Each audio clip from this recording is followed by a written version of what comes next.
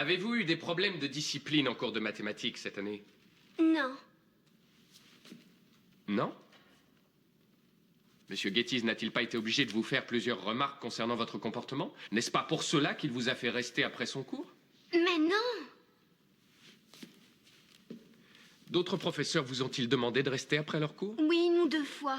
Pour vous faire des remarques sur votre comportement? Objection sans rapport avec les faits. Ça concerne le mobile. Objection rejetée. Vous pouvez répondre à la question.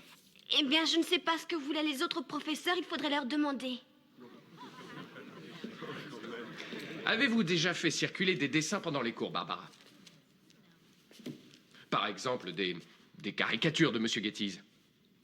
Non. Non. Vous ne l'avez jamais appelé espèce de gros porc monstrueux?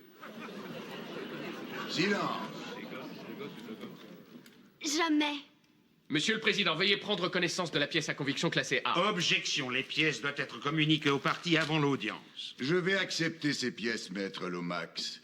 J'en profite pour vous suggérer, au cas où vous auriez d'autres pièces à produire, de bien vouloir le faire au moment opportun ou pas du tout. Oh, excusez-moi, Barbara, je me suis trompé. C'est gros cochon qui s'empiffre. C'est bien votre écriture, vous la reconnaissez. Oui, mais Vous l'avez écrit pendant le cours de Monsieur Gettys. c'était pour rire. C'est un gros cochon qui s'empiffre. Il doit manger au moins 1000 pancakes au petit déjeuner. La caricature désigne bien Monsieur Gettys, n'est-ce pas? C'était une plaisanterie pour faire rire les copains. Avez-vous déjà organisé une fête chez vous, Barbara? Un jour où vos parents n'étaient pas là. Objection, la question est sans rapport avec les faits. Crédibilité et partialité. Objection rejetée. Répondez à la question. Oui. Avez-vous déjà entendu parler du jeu Le Passe-Temps particulier? Vous témoignez sous serment, Barbara. N'oubliez pas que la carrière, la réputation, la vie même de cet homme sont en jeu. Ça n'est pas une plaisanterie. Avez-vous déjà participé personnellement au passe-temps particulier?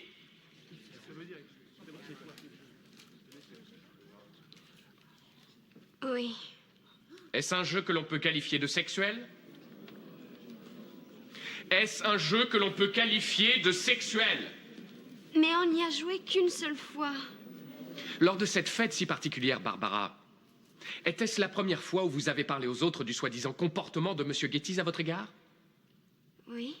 Eh bien, moi, j'ai parlé à d'autres enfants qui étaient chez vous ce jour-là.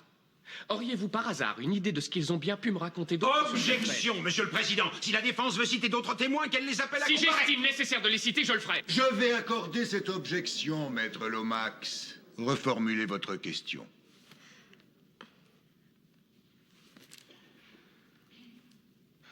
Vous avez menacé ces enfants, n'est-ce pas?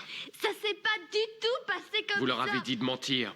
De mentir en accusant Monsieur Gettys de s'être attaqué à eux. Mais ils s'étaient attaqués à moi. Et s'ils refusaient, vous les avez menacés de raconter aux autres ce qui s'était passé pendant votre fameuse fête. Il me l'a fait à moi. Alors vous vous êtes inventé une histoire particulière, au sujet d'un professeur que vous jugiez trop sévère et qui vous avait retenu après les cours. Un gros cochon qui s'empiffre et que vous détestiez. Et c'est ça qui s'est réellement passé, n'est-ce pas, Barbara?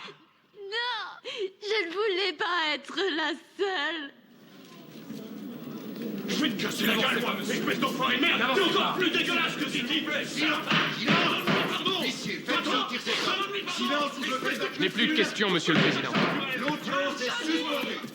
Laisse-moi! Elle reprend demain matin à 9h. Et je vous invite à changer de comportement si vous ne voulez pas être inculpé d'outrage à magistrat. L'audience est suspendue.